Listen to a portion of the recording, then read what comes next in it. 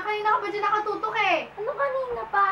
Hoy, naggagawa ko ng project ko, kaya huwag mo akong istorbohin. Anong oras na kayo? Maginis ka nga. Naggagawa nga di ba ng project? Project ng project. Ng project. Hindi yan, simple-simple yung bagay. Hoy babae, maginis ka nga. Hoy, ikaw mas matanda ako sa'yo, kaya gumalang ka Wala akong pakialam mas matanda ka sa akin kasi kanina ka pa na dyan nakatutok. Malamang gumagawa ako ng project, di ba? Di mo maintindihan yun? Simple-simple yung bagay, hindi mo maintindihan? Naiintindihan ko dahil hindi ka dyan naglilinis. Hindi naglilinis, bakit? Anong turing mo sa ginagawa mo? Linis na yan? Tignan mo nga, Oo, linis kalat-kalat. kasi hindi ka malinis na hindi ka tumutulong. Malamang hindi ako tutulong kasi kinatapos. Ay, umayos ka nga, ha? Hoy, nakakalimutan mo bang mas matanda ako sa'yo? Kaya Wala akong nakakimala ka. pakialam, wala akong pakialam. Yan na ba yung natutunan mo sa school, ha? Ang kapal na mukha mo, ang kapal na mukha mo na pagsabihin ako niyan, ha? Ha? Malamang pagsasabihan kita dahil ako ang ate mo. Hindi ka nga dyan naglilinis eh. Hindi ako naglilinis, hoy. Ako naglilinis araw-araw dito. Ngayon ka nga lang naglilinis. Pinagmamalaki mo na yon? Oo, naglilinis ako. Bakit? Wala kang magagawa. Wala kang... Ngayon ka nga lang naglilinis. Tapos pagmamalaki sa akin yun. Ha? Ngayon naggagawa ka ng project, ha? Tapos ako naglilinis dyan. Ayusin mo yan, ha? Ayusin mo ugali mo yan. Ayoko ng ugali mo yan, ha? Umayos ka nga! Ikaw ang umayos. Visit ka na! Visit ka na! Umayos ka. Mas matanda ako sa'yo. Hoy, ano ba yan? Gabing-gabi na. Hindi ba kayo marunong mahiya sa ating mga kapitbahay? Ha? Sarili nyo lang ba ang inisip nyo? Diyan kasing pwede mo anak eh! Ya, ako pa ngayon. Ako pa. Sumasagot Ikaw ka na nga sa yun, eh. kakatanda sa'yo. Ikaw, manahimik ka muna. Sumasagot ka na? Ganyan ba? Ha? Kasi hindi siya naglilinis. Ganito pa ako naglilinis. Simpleng bagay lang nun. Ako na naman Hindi bumigay mo sa kailangan dito. pag-awayan yun. Ha? Ha? Lumalabang ka na. Ganyan ba itunuro ko sa'yo? Ha? Saan ka natutong lumaban? Ha? Ha? Saan? Sagutin mo ako! Saan, di ba? Tinatanong kita eh. Sa mga kabarkada mo? Bakit? Ganyan ba tinuturo ko sa'yo? Sisi mo na ganyan? Ha? Dahil ang sama ng ugali mo. Lahat na mana mo. Hindi mo alam yun. Bakit? Sumasagot ka na? May pagmamalaki ka? Nasaan? Pakita mo! Wala ka na naman sabihin Huwag ka na sumagot. Hindi ko kailangan ng sagot mo. Sige, gumawa ka na ng assignment mo. Ayoko nang marinig ang boss mo ulit. Lalo ka na. Gumawa ka na. Opo. Magpapahinga na ako. Pag sa susunod na marinig ko ulit ang boss nyo, malalagot kayo sa akin.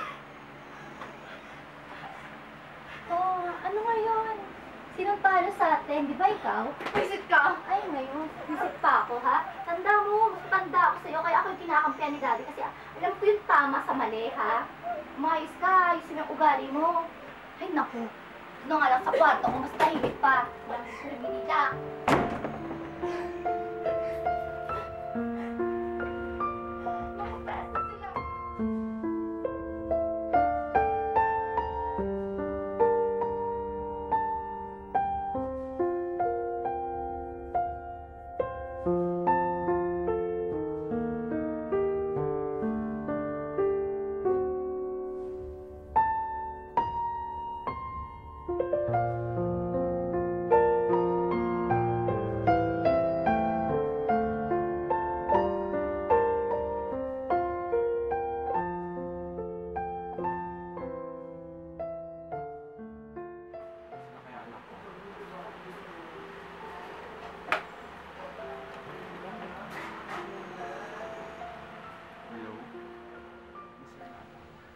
Hello?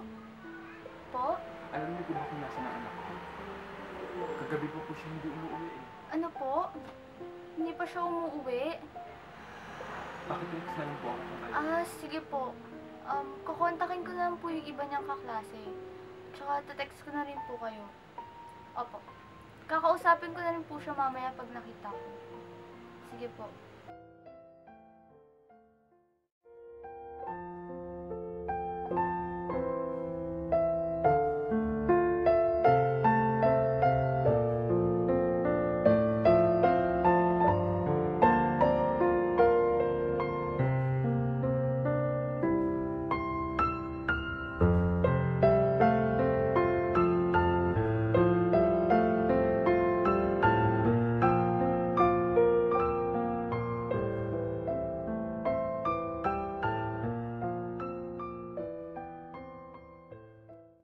Paano naging bayani si Ma'am Hernandez sa iyo? Naging bayani si Ma'am Hernandez kasi hindi lang siya guro. Parang ipinakita niya rin yung part niya bilang isang second family or second parent. Kasi naging bayani siya kasi lagi siya nandiyan sa akin every time na may problem ako, tsaka every time na kailangan ko siya. Hindi lang sa akin, kundi sa advisory niya. Paano kanya nahikayat na bumalik sa inyo? Nahikayat niya akong bumalik sa amin kasi ipinakita niya, tsaka in-explain niya sa akin kung gaano kahalaga yung family sa buhay natin. Na dahil doon, na-realize ko sa sarili ko na napakalaga. Anong aral ang napulot mo sa nangyari? Aral na napulot ko sa nangyari, natutunan ko at saka na-realize ko sa sarili ko kung gaano kahalaga yung parents, tsaka yung family sa'yo. Kasi, na-realize ko na kahit gano'n pinapagalitan ka, para naman sa atin yun, para tuminong tayo, tsaka para, para malaman natin yung tama at mali. Tsaka, natutunan ko kung na lahat, bilang guro, malaki rin pala yung responsibilidad niya sa kanyang estudyante. Anong maipapayo mo sa kapwa mo kabataang nakararanas ng ganong sitwasyon? Mapapayo ko lang sa kabataan ngayon, kung may balak sila na gawin yung ginawa ko, sana wag na lang nilang ituloy kasi wala rin silang mapapala. Kasi kapag ginawa nila yun, maaari pang mapahamak sila or may mangyari pang masama sa kanila. Tsaka, mahalin nila yung family nila kasi, tsaka lalong-lalo na yung guro nila kasi yun yung makakatulong para maging successful sila sa buhay. Ano yung mensahe mo para sa teacher mo? Mensahe ko po para kay Ms. Hernandez, unang-unang sa lahat, mamimiss ko siya. Tsaka, siya yung hindi ko makakalimutang guro sa high school life ko. Kasi, lagi siya nandiyan every time na kailangan ko siya. Tsaka, parang, yun nga, tinuring ko na rin siyang parent ko sa sarili ko. Tsaka, gusto ko magpasalamat sa kanya kasi binago niya yung buhay ko. Hindi lang ako, kundi kami mga magkakaklase.